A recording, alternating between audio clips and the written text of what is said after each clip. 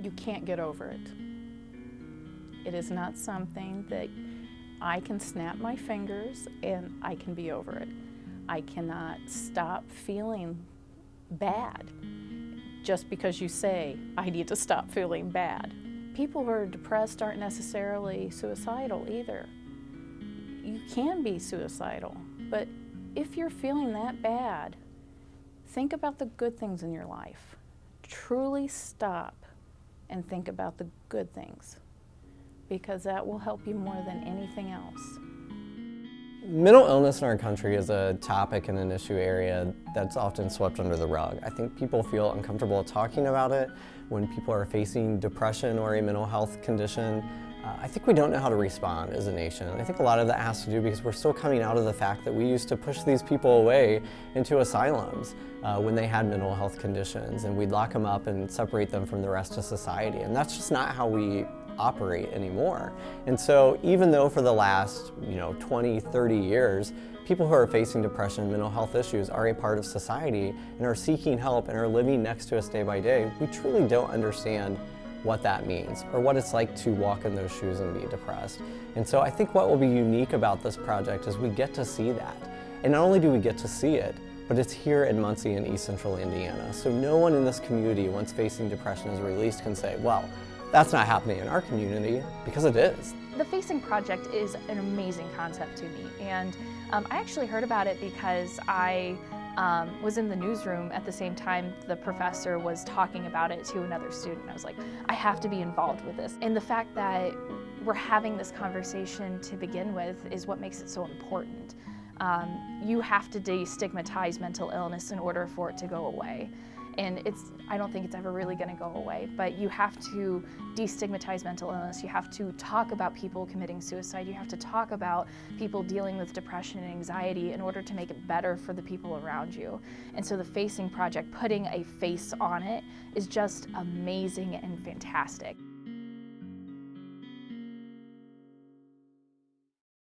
The Facing Project is a community storytelling project that connects people through stories to strengthen communities. And we do that by matching writers in the community with people facing a certain topic. We call these people the storytellers.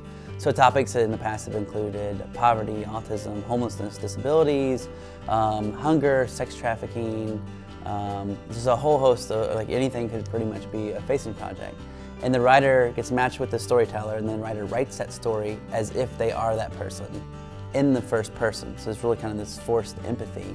Then, so they have to meet face to face, in person. The writer has to get to know that person well enough to write with their voice. Then a book is usually produced and given out to different stakeholders in the community facing that topic. And then usually a monologue event is held where we engage the community theater or university's theater department, and they read these stories and perform them as monologues at an event. And the typical project involves 50 to 100 people. The very first project was in Muncie, Indiana, and I was volunteering with this group called Teamwork for Quality Living, who work with people who live in poverty and help try to brainstorm a path out of poverty for them. And at this point in time, I've traveled around the world and met people and gathered stories and written about garment workers who live in Bangladesh and farmers who live in Colombia. And what I saw as I traveled is I saw that people, some of the poorest places on our planet, they had a poverty of resources, but they often had a wealth of community. So as I got back and I was processing how crummy of a local I was looking for a way to give back using the thing that I am best at, the thing I'm most passionate about, which is storytelling. So I was volunteering with Teamwork for Quality Living, and there was this big discussion in the Muncie community about, in the newspaper, about the statistics around poverty. And I thought the conversation needed to be a little bit different. The statistic that we need to focus on is one. Do you know one person who lives in poverty? Do you know that one person's story? So often we start with ideology, we start with politics, we start with the statistics of things. But I really believe that we need to start with stories. Meeting people and having them share their stories with you and carrying those stories around and having the responsibility to share those stories in an impactful way, that changes you.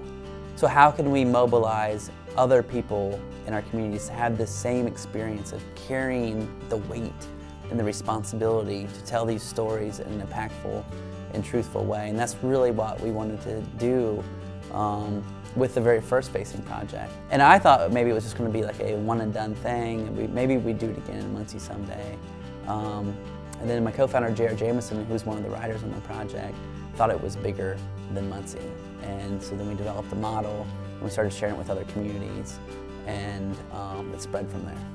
The stories we tell through the Facing Project are important because they connect people. We need to reconnect people in a different way.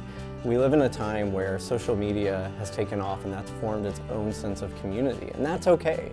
That's where we are, that's where students are today, but we're really losing that face-to-face interaction. And what are ways that we can bring that back to connect people, but how can we also help people understand how they can connect other people in their community who are facing specific topic areas or have a social justice issue that they need to solve. So we're really knocking out two things. We're helping connect people face to face to rebuild that human connection, and then we're also helping them connect in a way to become a bigger part of the equation to solve real human problems and issues, and that's why it's important. The unique thing about the Facing Project is that when we started this entire movement, I guess if you want to call it that, we really didn't know where it was going to go. And we were okay with that in the beginning. We were okay with letting it organically shape itself into what it is. And we've really learned from the other communities taking on projects. And what we've seen are these 400 narratives that we've been able to collect on various topics, from human trafficking to homelessness to autism, from communities from Lexington, Virginia, all the way to Los Angeles, California. There are connections that are being created. There are individuals in Fort Wayne who started a sleeping bag initiative because of the stories they were inspired by. So we say stories have become sleeping bags. There was an individual in Atlanta, Georgia, when they did Facing Sex Trafficking, and it was aired on their local PBS station, the book release and monologue event. There was someone 60 miles away who heard that story, and they had been trafficked as a child and had never shared that with their family. And they were so moved, they hopped in their car and drove 60 miles to the TV station. And none of us were prepared for that individual to arrive because we're not counselors. We're like, whoa! But there was a storyteller there who had shared her story of when she had faced sex trafficking, and she stepped forward. And she said, I understand where you're coming from. I can help you. So it's those connections and the things that come off of the project that we want to see continue to grow. And then as people learn about the Facing Project, more and more we're getting higher education saying, we want to adopt a Facing Project. We want to do this project. So we're really excited to see the Facing Project take off on college campuses. And one of the writers on the Facing Disabilities Project, which was our most recent project here in Muncie, was Dr. Adam Cuban, who's a journalism professor at Ball State. And he was part of the project, told the story of this guy named Jim Benedum, who was like a gold medalist in the Special Olympics. And just Adam got a lot out of the experience and was like, well, how can I be a part of this? So we started to brainstorm. And he's like, well, I have this class. It would be really great if we could run a Facing project and use my students to help run this project. And I would say that it was in April of 2014 when I got a Facebook message from Kelsey about the Facing project, and this particular iteration was about facing disabilities. And he knew that I wrote, that I edited previously as a professional, and thought that I could contribute in this way. And then I did interview and write a story for Facing Disabilities in East Central Indiana. And that was my first involvement with the Facing project. And as I started to compose the story over the summer, July, August 2014, I had coffee with Kelsey. He and I are copious coffee drinkers.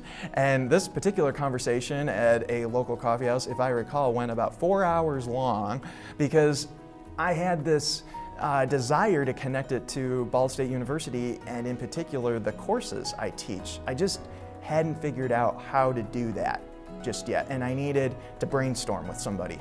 And so Kelsey's my buddy, and so we sat down, we talked about it for about 4 hours and started to come up with a strategy for how this might work. And one of my classes involves leadership in media, and these are identified students, typically at the freshman and sophomore level. They're journalism majors, they're also public relations majors and advertising majors, and this seemed like a project that could work for those diverse interests. And so we decided that we would try to develop it, see if we could get something in motion, and then I would bring it to my students in the fall 2014 semester and see what they thought. Because I wanted them to buy into the idea, to want to contribute. These students want to make a difference, but they don't know where or for whom or in what way they can do that. They just know that they want to contribute to a greater good. This is a way for them to be able to do that.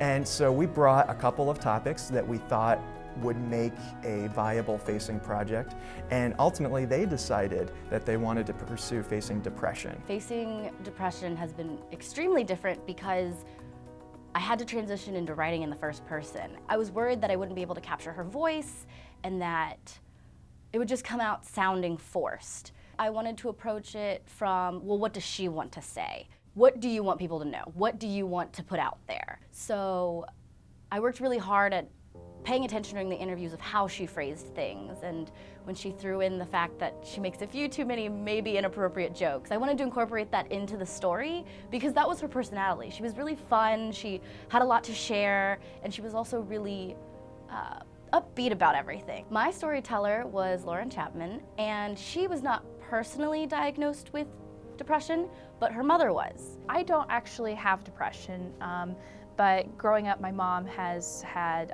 severe clinical depression for my entire life. I've also had 2 people in my family die by suicide because of being unable to receive the help that they need for their own depression.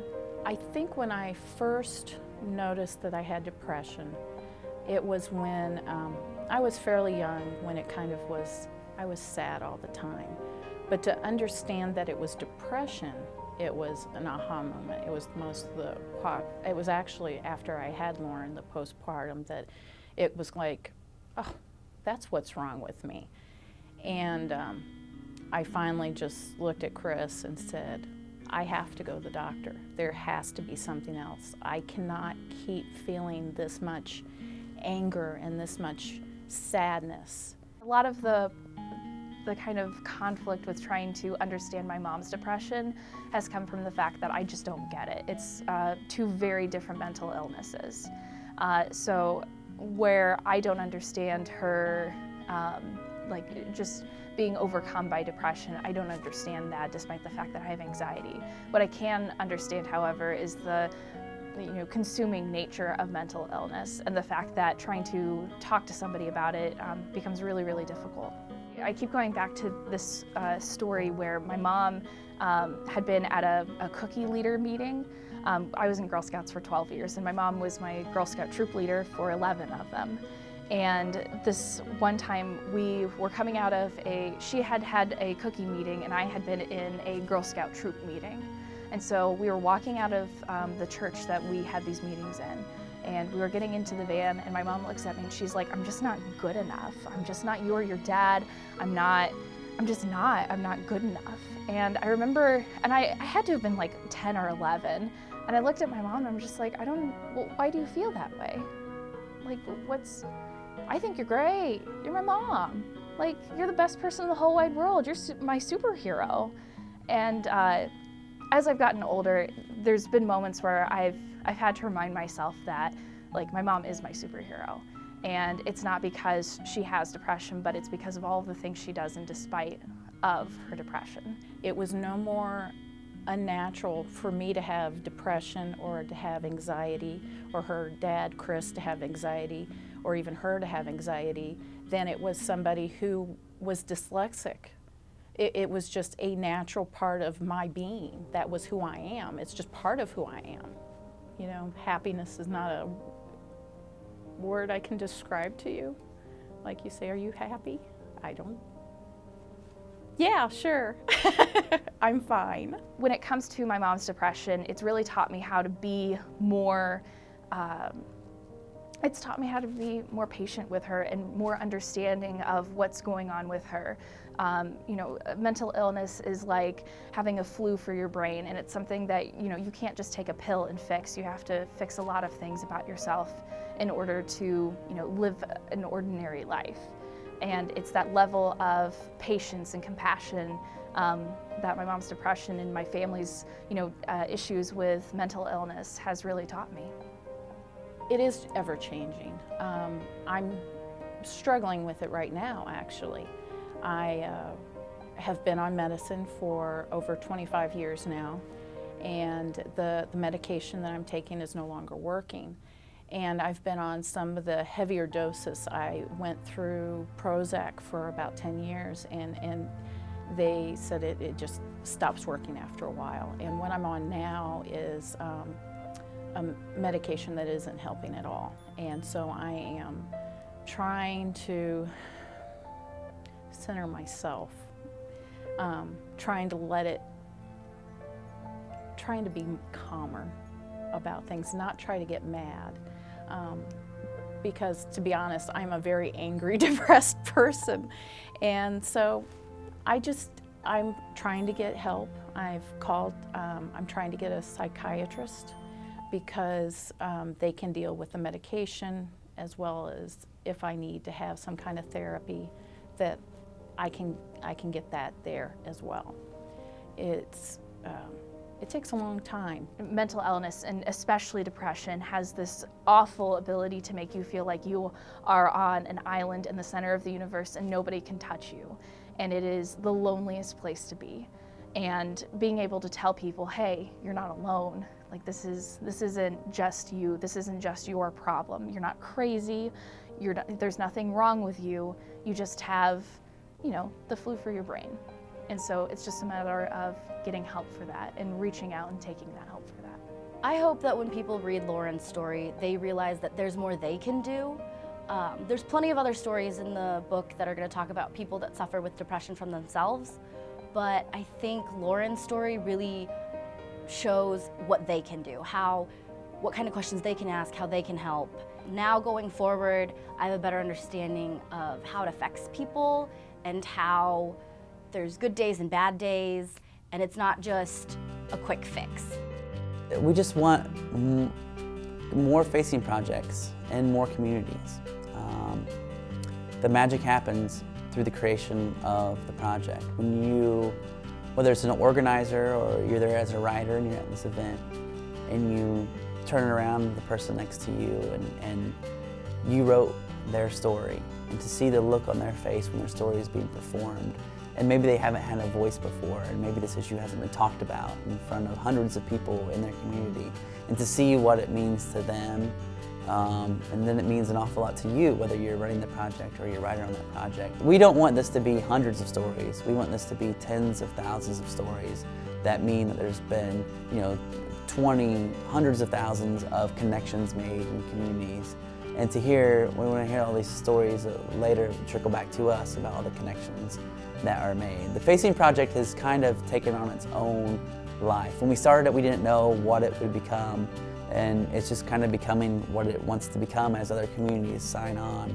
And we're just kind of along for that ride, trying to guide it and trying to be the largest cheerleaders for the project. I just think working on this project is really important. I think the Facing Project overall is really important, forcing people to take a look at problems that usually get swept under the rug, or, you hear about this happening, but it doesn't happen to you, so you're not really caring about it. I think the Facing Project does a really good job of creating personal stories that people are going to connect to and really forcing them to take a look at what they can do and how they can make a change in the